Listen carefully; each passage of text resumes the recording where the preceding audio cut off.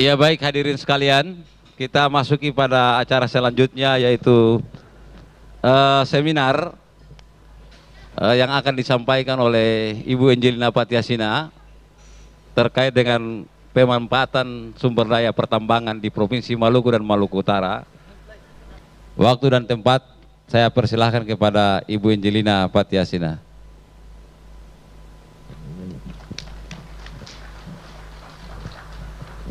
Ya, terima kasih saudara moderator. Yang beta hormati Ketua Umum ya Bung Umar dari Forum Pemuda Muslim Maluku. Yang beta hormati DPP Dewan Pimpinan Pusat Forum Pemuda Muslim Maluku. Yang beta muliakan seluruh hadirin yang hadir pada sore hari ini. Assalamualaikum warahmatullahi wabarakatuh. Salam sejahtera bagi kita semuanya. Beta hari ini ingin memberikan satu pandangan menyeluruh tentang masa depan Maluku. Di depan tadi beta lihat ada spanduk, ada baliho yang mengatakan Indonesia 2045 tahun emas. Beta mau katakan emas itu sebenarnya ada di Maluku. Tetapi boleh ditayangkan slide-nya yang materi beta. Beta mohon kepada panitia.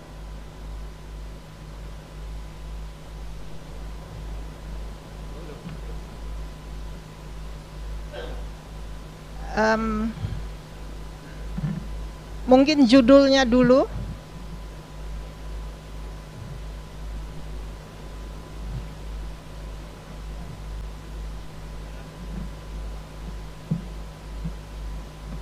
Beta diberi judul sebenarnya dari panitia tentang untuk sumber daya alam Maluku dan Maluku Utara. Tetapi beta akan lebih fokus kepada Provinsi Maluku. Judulnya beta berikan untuk sore hari ini adalah Maluku, Provinsi Kaya yang Dimiskinkan. Nanti kita akan lihat. Mohon slide berikutnya.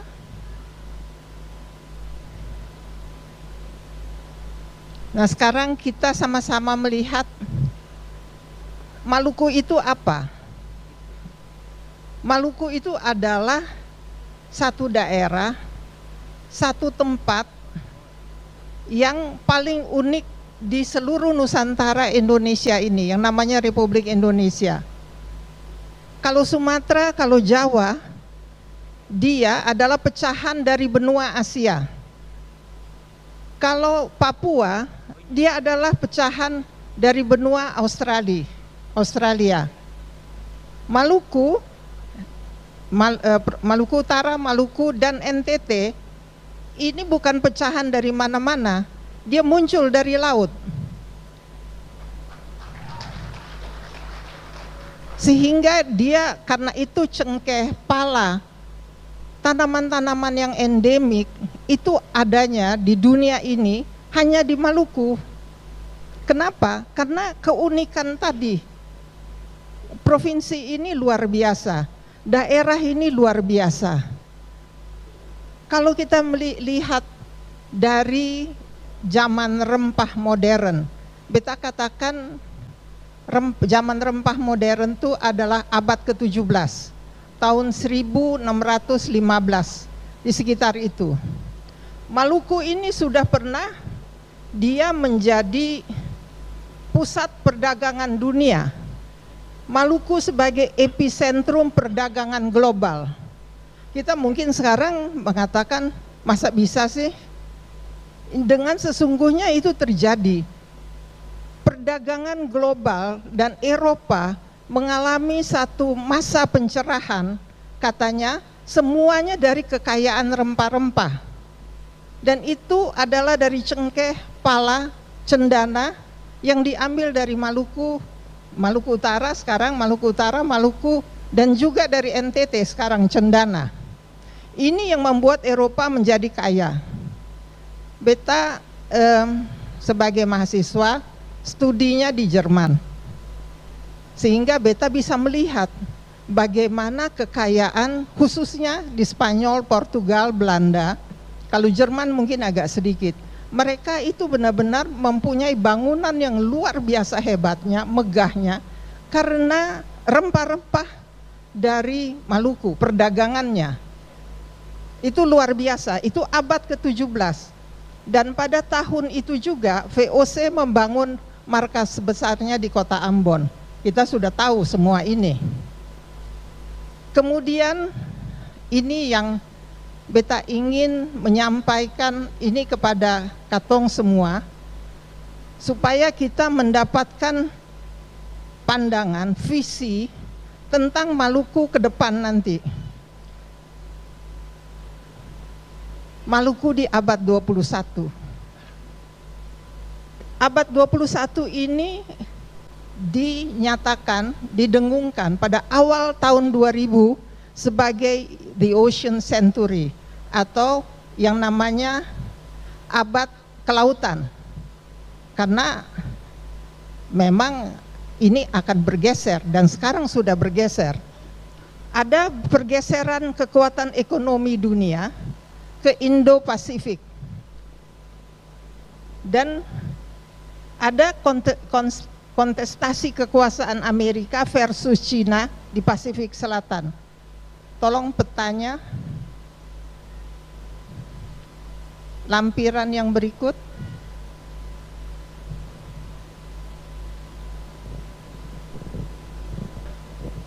Lampiran, nah kita lihat yang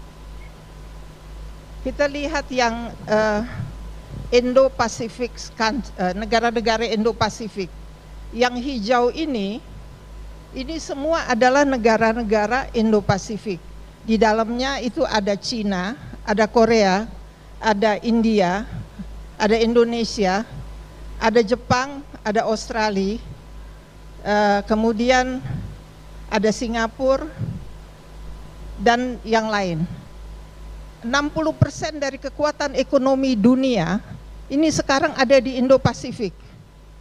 Pergeseran ekonomi dari Atlantik yang di zaman tahun 70-an Eropa dan lainnya itu mengalami masa keemasan, dia sudah bergeser. Dia bergeser sekarang ke Indo-Pasifik, di sini tempatnya. Sekarang kita lihat Maluku di mana. Kalau beta bicara tentang Maluku, beta tidak pernah bicara tentang Maluku ansih. Maksudnya Maluku sendiri. Nggak pernah. Harus lihat kita secara global dulu. Apa yang terjadi di dunia, apa yang terjadi secara nasional, baru kita melihat ke dalam, ke Malukunya. Baru kita bisa tahu nanti mungkinkah Maluku ini ke depannya akan keluar dari kemiskinan atau tidak. Itu dulu. Nah sekarang kita lihat di Pasifik Selatan, itu yang merah South Pacific countries, negara-negara Pasifik Selatan, dan juga ada Laut Cina Selatan. Indonesia termasuk Maluku di dalamnya, itu ada di dalam wilayah konflik dari Laut Cina Selatan antara Amerika dan Cina. Perang bisa terjadi. Yang mana yang paling duluan terkena? Kalau ada yang pernah studi di Lemhanas, pasti akan mengatakan Maluku dan Papua. Bukan Jawa. Bukan juga Sulawesi Utara, bukan. Tapi Maluku dan Papua. Ini yang terkena duluan kalau konflik itu menjadi beneran. Orang Jakarta bilang menjadi bedil-bedilan. Dia akan masuk ke Maluku dan Papua yang paling terkena. Nah sekarang ada perkembangan di dalam mulai terasa di tahun 2000-an ini adalah perebutan kekuasaan baik ekonomi maupun politik di negara-negara Pasifik Selatan antara Amerika dan Cina. Nah, sekarang ini negara-negara Pasifik Selatan. Setelah Papua, ada Vanuatu, ada Solomon, ada Fiji, sampai ke Fiji dia. Ini yang diperebutkan antara Amerika dan Cina. Nah, kemudian Maluku di mana? Maluku ini di sini dia. Sehingga terjadi sesuatu, ini nomor satu kena. Karena kalau Amerika dan Cina bertarung untuk Pasifik Selatan, negara-negara Pasifik Selatan, dia tidak akan bertarung di Amerika atau di Cina. Dia bertarung di Pasifik Selatan. Yang paling dekat adalah Indonesia, Papua di dalamnya, Maluku di dalamnya. Nah, ini kondisi geopolitik dan sekaligus geoekonomi dari Maluku. Tolong berikutnya slide. Ini hanya peta sepintas saja untuk menggambarkan bahwa ada fakta keamanan antara Amerika, Australia, dan Inggris. Namanya AUKUS. Itu untuk menahan kekuatan Cina di Pasifik Selatan. Ditandatangani tahun 2021 dan kembali diperkuat oleh 3 kepala negara Maret 2023 kemarin. Kalau Basudara masih ingat semua, Presiden Jokowi berangkat ke Australia, kemudian ke Papua Nugini dalam rangka ini. Semuanya dalam rangka ini sebenarnya, karena ini sangat rentan untuk Indonesia, khususnya Papua dan Maluku. Itu yang paling terkena tuh. Oke, kita ke slide berikutnya.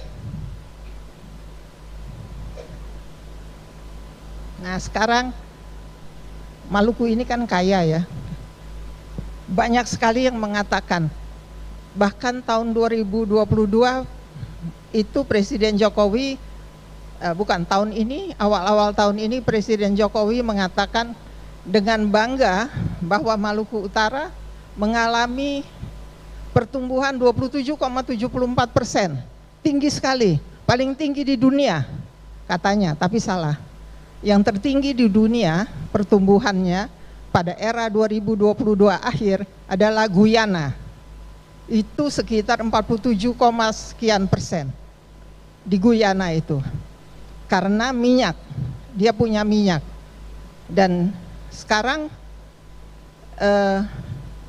Indonesia mengatakan juga dengan sangat bangga bahwa investasi kita, investasi Indonesia itu tahun 2022 itu sebesar 1.207.000 triliun dan paling besar di luar Jawa. Beta lihat datanya, 53% memang luar Jawa, dan itu kebanyakan adalah tambang, adalah nikel, adalah gas, adalah minyak. Sebagian besar diambil dari Maluku dan Maluku Utara. Nah, kenapa Maluku ini miskin? Tadi adik yang satu itu mengatakan puisinya dalam monolognya sebenarnya sangat bagus. Tetapi kalau kita mengatakan Maluku miskin, kita mesti bedah. Kenapa dia miskin? Nah, yang pertama, beta katakan Maluku ini miskinnya pertama miskin sistemik. Kemiskinan sistemik artinya ada di dalam sistem. Sistem apa? Sistem undang-undangnya. Sistem apa lagi? Peraturannya. Itu ada di mana? Ada di undang-undang otonomi daerah. Dia terhambat oleh batas wilayah. Kan setiap 12 mil dari pantai satu daerah, itulah wilayah dari daerah tersebut. Lepas dari 12 mil pantai bukan punya Maluku. Itu berlaku juga di Jawa. Tetapi untuk pulau-pulau kecil itu sangat terkena.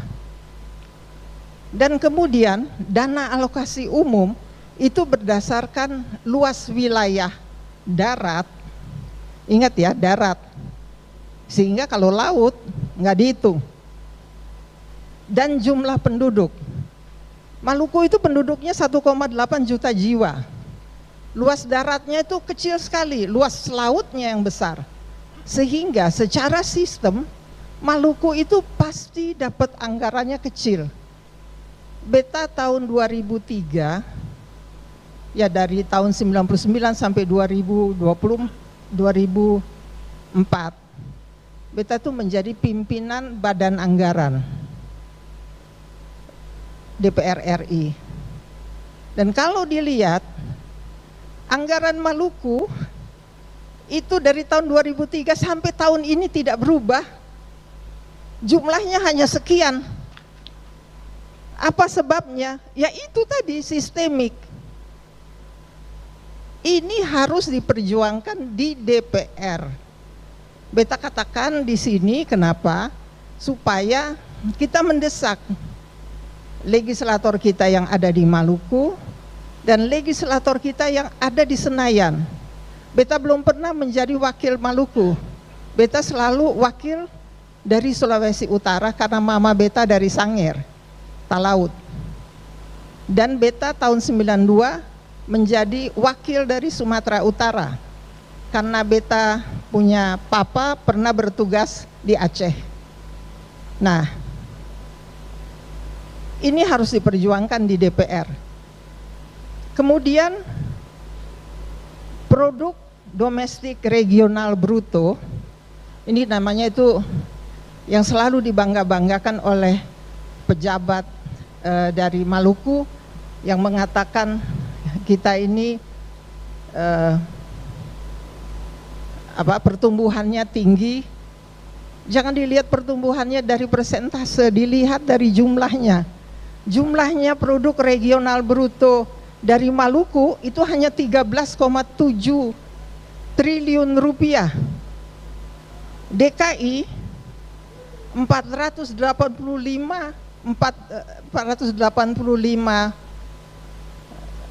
juta triliun dia jumlahnya sudah DKI ini. Dan kemudian APBD-nya 3,02 triliun, boleh dibilang 3 triliun saja. Dan kemudian lihat lagi DKI sebesar 83,1 triliun. Bedanya jauh. Pertanyaannya di sini, kenapa beta bicara tentang angka? Ini masalah distribusi pendapatan. Pendapatan yang didistribusikan untuk masyarakat di Maluku dan di DKI menjadi sangat berbeda. Karena apa? Karena sistem tadi. Dan ini tidak dirubah. Dari sejak tahun 2002 sampai hari ini masih sama. Ini berbahaya untuk Maluku. Kalau mau mengatakan bahwa Maluku nanti akan sejahtera, nggak ada. Jangan mimpi kita. Kita lihat data-datanya dulu. Kalau calon-calon legislator bicara apa saja, tanya kepada mereka. Kalian bikin apa? Kalau sudah 2 periode, 3 periode di Senayan, angka kemiskinan Maluku ini adalah provinsi termiskin keempat di seluruh Republik Indonesia. Nomor 1 Papua, nomor 2 Papua Barat, nomor 3 NTT, nomor 4 Maluku. Kalau sudah 2 periode, 3 periode, Maluku masih tetap termiskin keempat, mundur.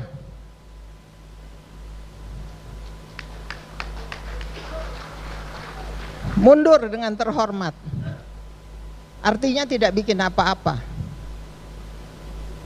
Nah, tolong slide berikutnya.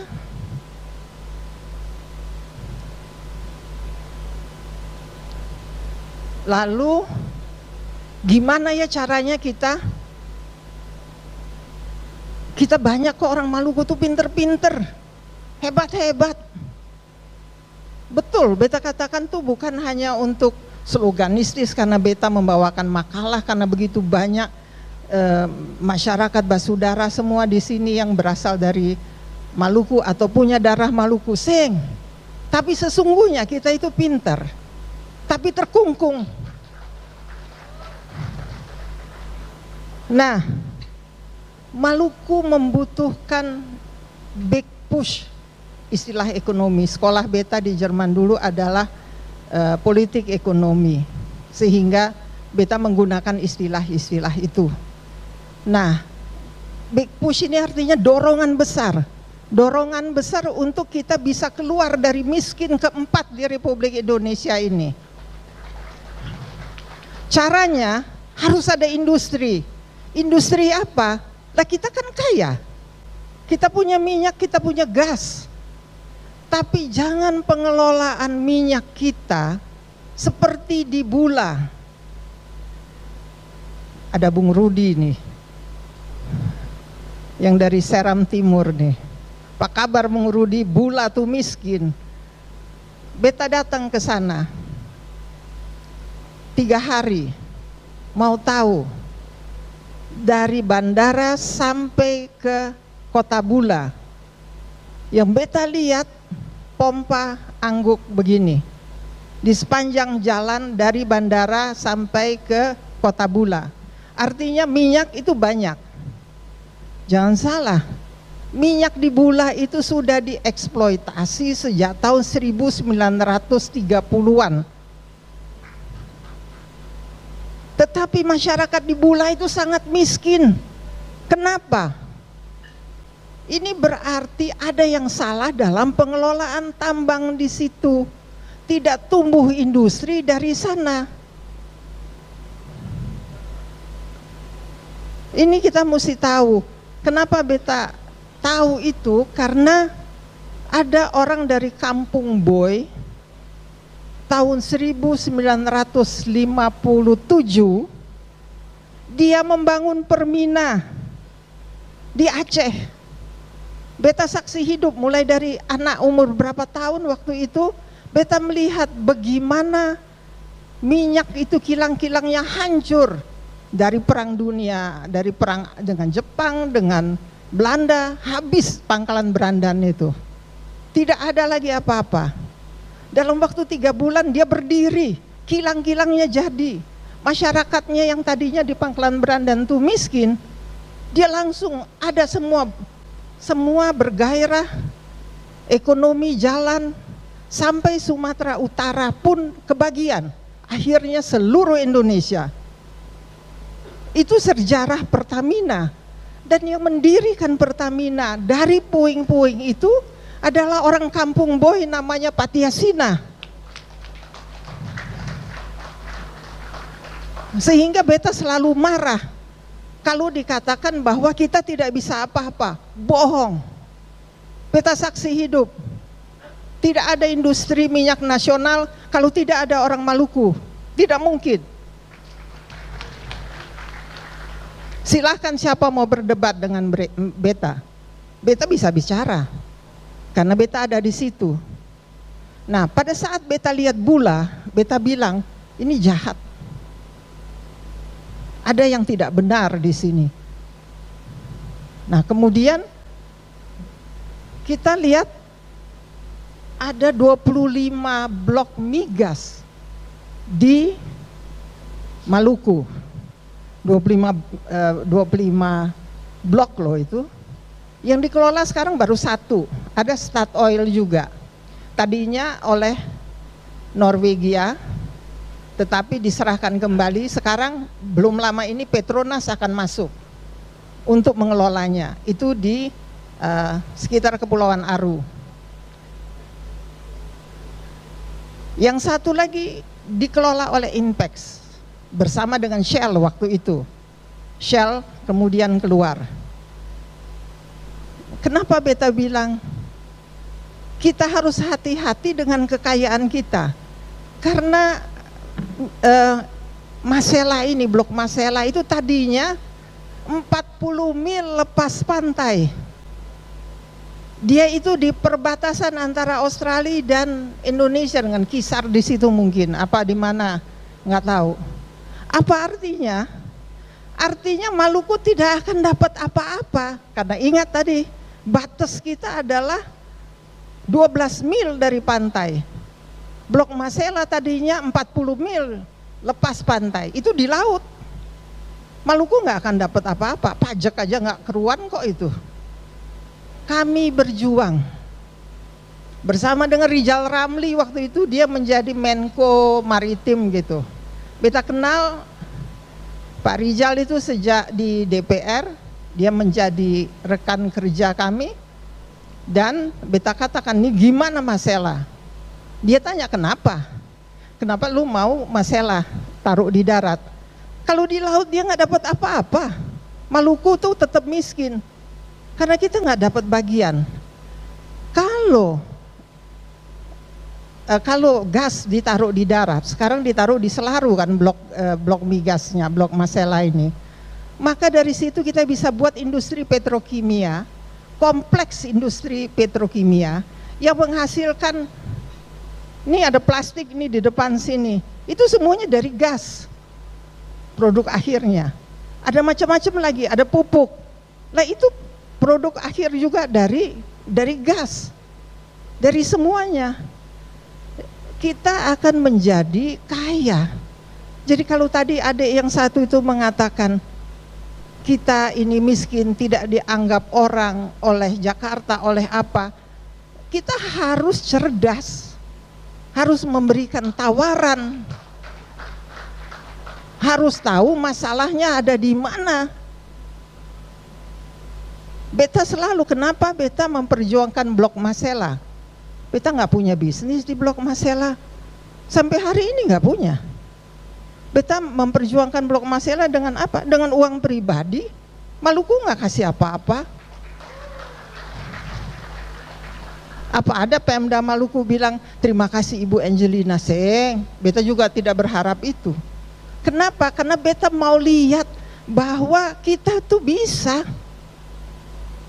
Nah, masalah yang krusial sekarang adalah bahwa keputusan Presiden tahun 2016 itu Masela ditaruh di darat, selesai urusannya.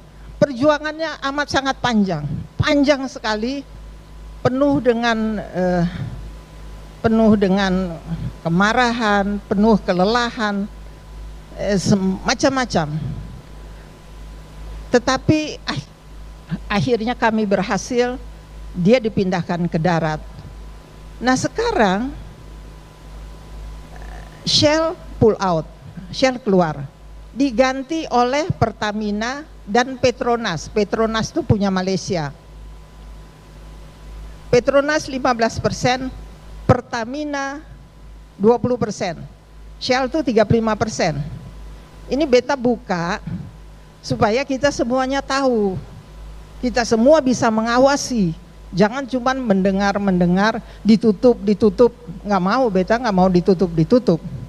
Kita buka. Syaratnya Petronas mau ikut untuk mengambil alih saham Shell sebanyak 15% dengan syarat dia boleh bawa barang dia berupa kilang floating, kilang terapung dari Malaysia. Mereka juga punya itu, dibawalah ke Blok Masela. Jadi nanti akan ditaruh sebagian di laut, sebagian di darat. Ini kan main-mainan. Beta kawal terus itu kalau Blok Masela. Dan kita mesti teriak kembali supaya tetap di darat. Dengan segala alasan apapun, beta sing percaya kalau ditaruh di laut. Ya, kalau dia di darat, maka ada yang kita tuntut adalah satu pipa khusus, karena kalau buat industri petrokimia itu nggak bisa dari LNG, dia harus dirubah, baru bisa kita membuat industri petrokimia yang kita mau. Industri petrokimia itu jangan kita kasih lagi orang Jakarta yang bikin, boleh tenaga ahlinya dari Jakarta, sebagian juga orang Maluku harus di situ. Kalau ada basudara di sini yang ahli-ahli minyak, ahli tambang, ahli apa, beta saya yang tahu, ayo dong masuk ke situ. Kita bisa, percaya beta. Dulu kalau beta saya yang salah nih ya, tahun-tahun itu papa beta bawa satu apa sih namanya, pesawat Hercules atau apa itu, dari sebagian dari Makassar, karena banyak orang Maluku di Makassar, sebagian juga dari Maluku. Mereka tuh nggak bisa apa-apa kok, dibawa langsung ke Aceh situ. Ada sampai sekarang. Ada yang namanya Bangsa Solisa yang dulu pertama kali taruh di Sorong, kemudian menjadi direktur apa, banyak kakeknya Tagop Solisa itu Bangsa Solisa. Banyak sekali yang dididik. Mereka ini masih bagus-bagus, bisa. Dan ya kita harus menuntut itu. Sekali lagi ya, beta nggak punya bisnis di situ. Kemudian, nah sekarang nikel. Nikel itu ada 6 titik, 1, 2, 3, 4, 5, 6, 7, 8, 9 titik. Ada Hualoi. Hualoi paling gede, 1.100 hektar. Kairatu di desa Hunitetu, desa Hualoi, kecamatan Huamual belakang, desa Supe, desa Lialea, desa Luhu, kecamatan Seram Barat, dan Piru. Yang paling bagus kualitasnya di Piru, tapi dia kecil, maksudnya tidak besar. Siapapun, nikel ini paling mudah, tinggal bukan perusahaan Indonesia, jangan salah. Sehingga Maluku Utara dengan pertumbuhan 27,74% tadi, masyarakatnya nggak dapat apa-apa. Karena apa? Tidak dikontrol di situ. Beta membuat artikel tentang Maluku Utara ini sudah 3 kali kalau nggak salah, karena marah aja. Dan baru ada reaksi pelan-pelan tuh.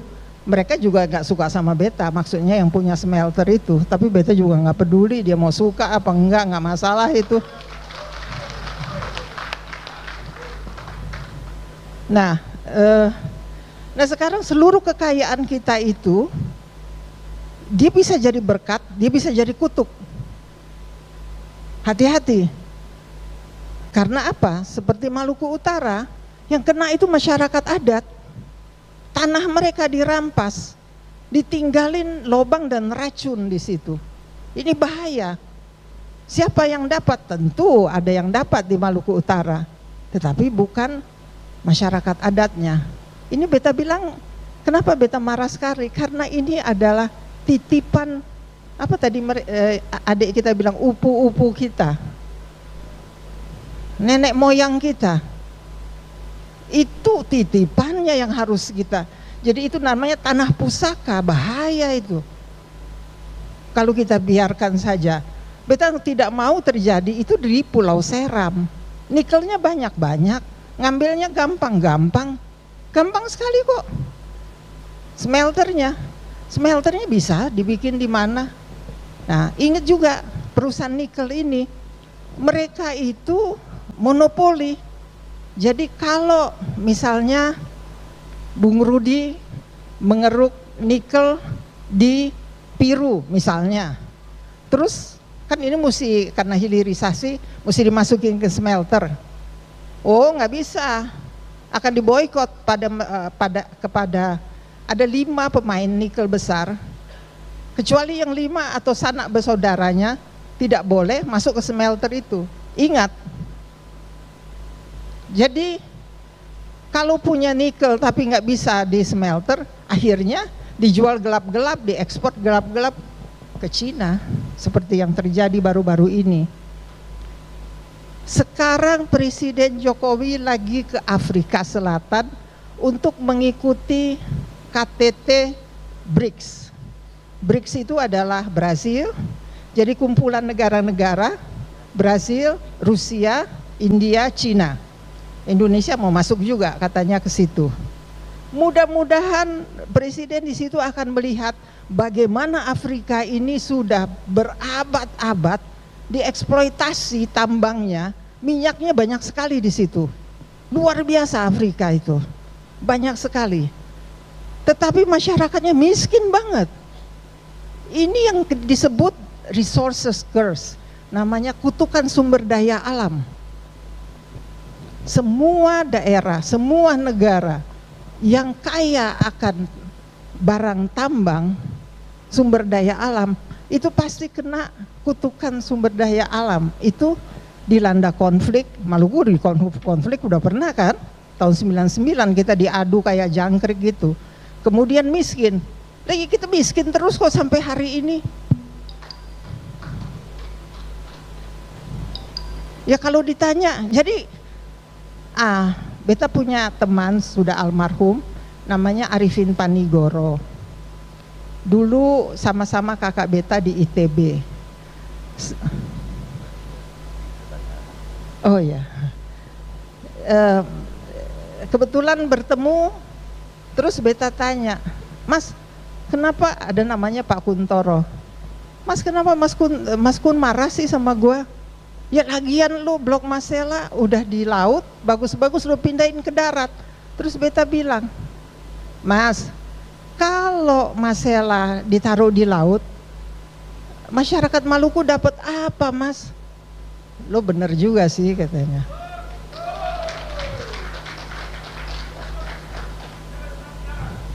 Harus tetap di darat ya, itu harus tetap di darat. Ya, yang berikutnya kita sudah akan sampai di akhir supaya tidak terlalu panjang beta bicara. Tadi sudah dibisikin oleh Bung Moderator. Yang berikutnya, slide yang terakhir. Nah, ini sebenarnya secara sosial politik pemerintah Republik Indonesia harus waspada. Kenapa? Karena semua kawasan timur Indonesia itu berada dalam gugusan Pasifik, termasuk budaya dan etnisnya yang disebut Melanesia, Papua, Maluku, Maluku Utara, NTT, sebagian dari Sulawesi Tenggara, itu Melanesia. Kebetulan yang miskin ini di Indonesia, daerahnya adalah daerah Melanesia. Bahaya ini, bahaya. Kalau udah pemerintah Indonesia di sini, beta bilang bahaya. Kemudian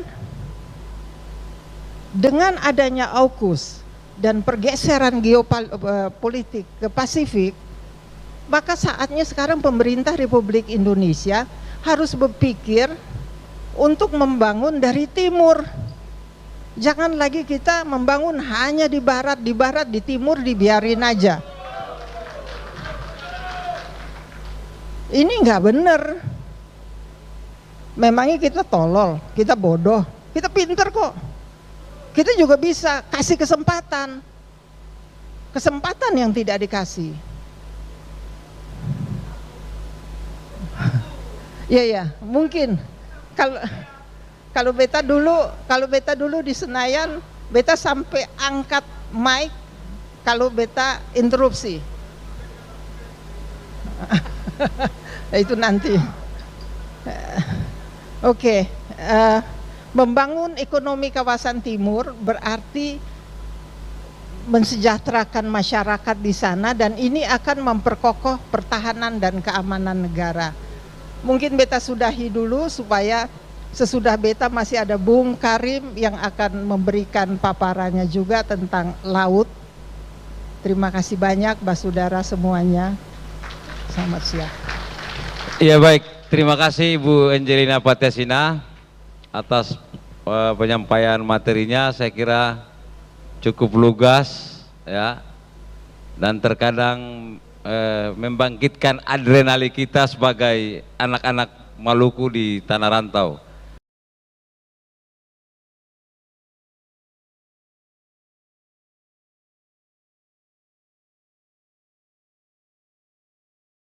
Adalah di mana kelemahannya. Kalau nggak salah dari Bung di sana, beta kasih satu ilustrasi. Di DPR RI, beta itu bukan wakil dari Maluku, beta wakil Sulawesi Utara. Tapi hati beta itu pasti ke Maluku dan beta lihat semuanya. Karena itu, beta bisa melihat bahwa dari departemen-departemen juga, itu mereka kalau bisa ke barat, di daerah mereka masing-masing, mereka akan memperjuangkannya. Dan ada satu kasus pada saat itu tentang pendistribusian anggaran, dan kemudian beta lihat Jawa Barat sangat besar, dan beta katakan skor sekarang rapat. Terus beta minta waktu itu dirjennya, beta nggak sebutin namanya, silahkan dirjen datang ke ruangan saya. Beta tanya, itu kemana? Iya Bu, dia sudah mulai ketakutan. Dan kemudian beta bilang, bagi rata untuk kawasan timur seluruhnya. Nah sekarang pertanyaannya, adakah legislator Maluku sekarang di Senayan yang demikian? Karena letaknya di sana. Jangan menangis. Waktu itu beta bersama-sama dengan beta tidak pernah menangis dan tidak pernah datang ke kantor menteri. Beta panggil menteri ke DPR RI dan beta menuntut hak dari kawasan timur. Beta waktu itu wakil Sulawesi Utara, tapi beta sapu rata semua kawasan timur. Harus begitu. Bagaimana dengan pemerintah daerah? Tentu punya peranan yang penting. Satu kata kunci yang beta ingin katakan, ini sudah mau mendekati tahun pemilu. Perhatikan baik-baik, pemimpin yang mau kita pilih harus benar-benar mau memperjuangkan Maluku untuk keluar dari kemiskinan. Kalau tidak, jangan kita pilih. Terima uangnya, jangan pilih orangnya.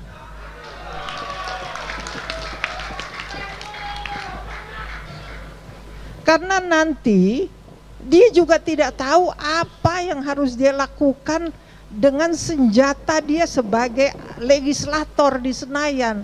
Itu sangat besar. Cuman mereka tidak tahu. Kalau beta yang salah waktu itu ramai-ramai datang ke kantor Luhut, Pak Luhut.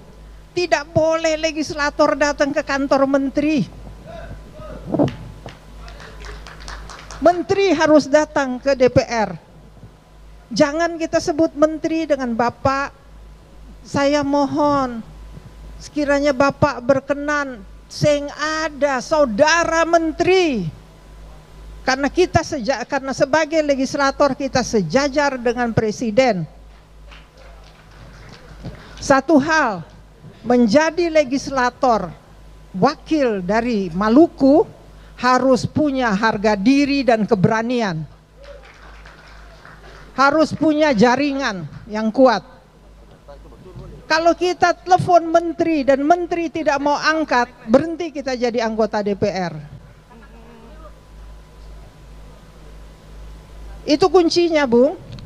Tadi apa tuh yang ditanya ya? Itu kuncinya. Dan yang beta berharap bahwa Kongres ini benar-benar bisa menelurkan beberapa butiran seperti Blok Masela. Itu sangat penting buat kita, bahwa Blok Masela itu harus tetap di darat. Itu bisa dimasukkan ke dalam usulan-usulan dari Kongres ini. Karena ingat, keputusan Presiden 2016 adalah Blok Masela tetap di darat. Tidak ada dikatakan bahwa oh ya ada di laut, ada di darat. Enggak, di darat. Itu salah satunya. salah satunya yang bisa diputuskan oleh Kongres. Terima kasih, mudah-mudahan cukup memuaskan.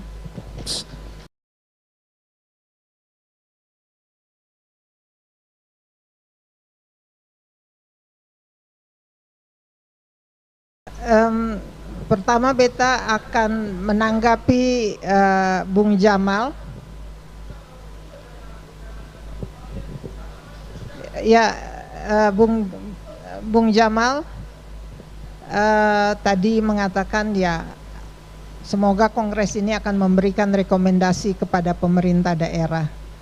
Tadi begitu beta turun mobil, beta melihat banyak sekali ucapan selamat dari segala macam orang.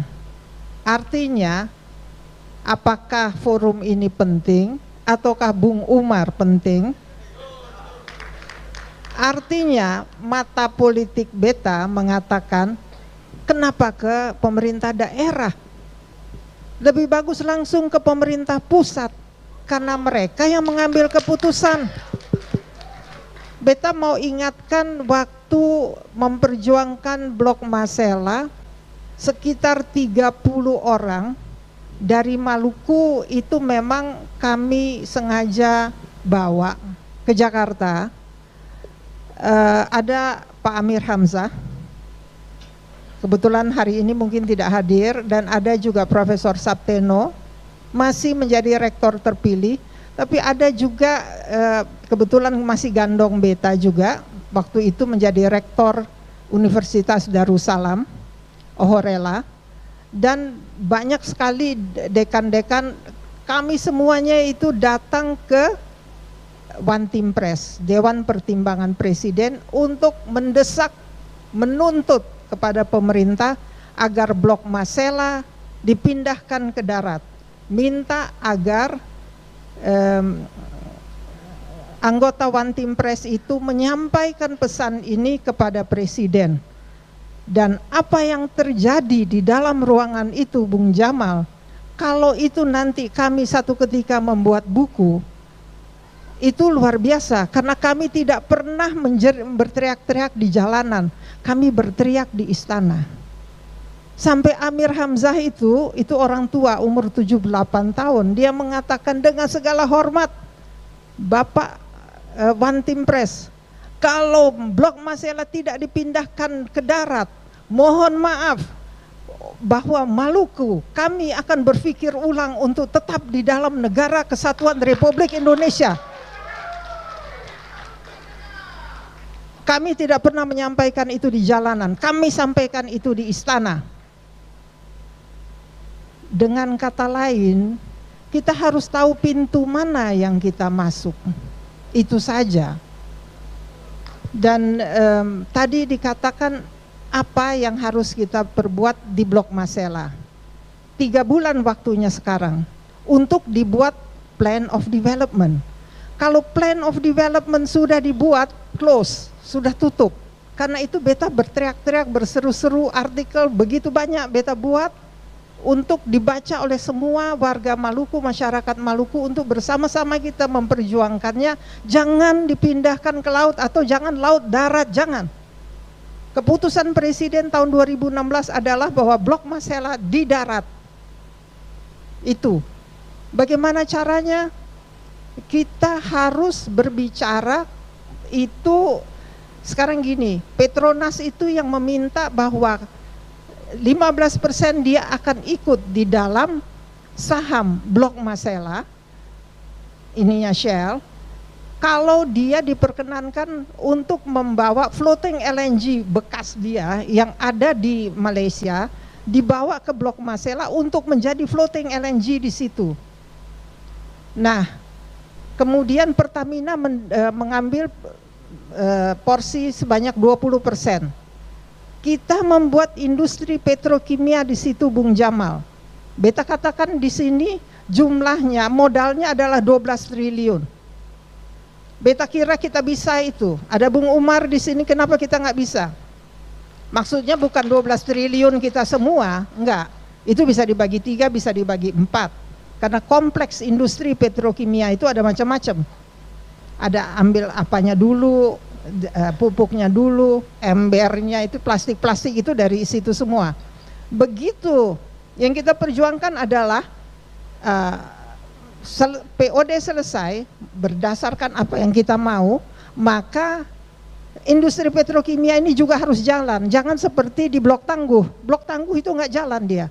Kenapa? Karena yang keluar itu LNG. Sementara untuk membuat industri petrokimia harus dirubah, dia tidak bisa LNG, akan mahal sekali dan akan mundur semua pengusaha. Beta terbuka di sini supaya kita semua tahu apa harta kita. Jangan kita sembunyi-sembunyikan. Beta nggak mau. Itu adalah 800 juta US. Kalau dikonversikan ke rupiah itu sekitar 12 triliun. Itulah yang kita harus punya sekarang. Enggak semuanya, mungkin 12 triliun dibagi berapa, bisa begitu. Nah, untuk apa? Supaya partisipasi orang Maluku juga ada di dalam sana. Kalau tenaga ahli, beta kira banyak. Beta pernah membuat webinar tentang Blok Masela, dan itu mereka semuanya yang membuat Blok Tangguh, membuat Bontang, membuat yang di Arun, Blok Arun, masih banyak. Ya mohon maaf, mereka memang masih boleh dibilang ya, jadi mereka masih dengan sangat senang hati untuk bersama-sama dengan kita mengembangkan industri-industri di Blok Masela. Jadi kalau ditanya tenaga ahli, kita masih punya, masih sangat punya. Pertamina bisa dapat modal, iya. Syaratnya apa? Kalau begitu, gas itu gampang, minyak itu gampang. Kalau ada pembelinya, kan masih ingat ya, Kaisar Jepang datang ke Indonesia, di situ dealnya sebenarnya. Jepang bilang oke, kami ambil, kami terima. Dengan dia terima pasar ada di Jepang, maka kredit turun, karena itu Pertamina bisa dapat 20%, dia ambil. Sebegitu gampang. Sebegitu gampang, Bung Jamal. Nah, asal harus punya hati untuk rakyat. Di situ kan ada juga kalau nggak salah perusahaan BUMD, apa namanya, Maluku Energi apa gitu. Ya beta akan bertanya itu mereka ngapain di situ. Karena kalau nggak salah waktu itu Musalam Latukonsina mengatakan, ya Maluku tidak diundang pada saat MOU dengan Inpex dan Inpex, Pertamina dan Petronas tanda tangan itu. Kenapa mereka tidak diundang?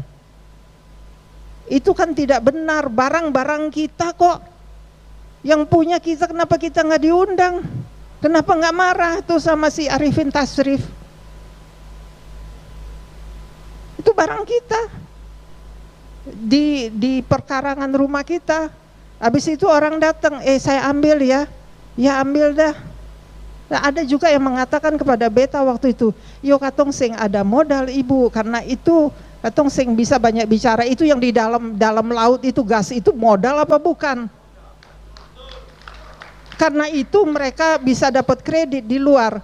Kita jangan cara berpikirnya kita harus lain, harus berbeda.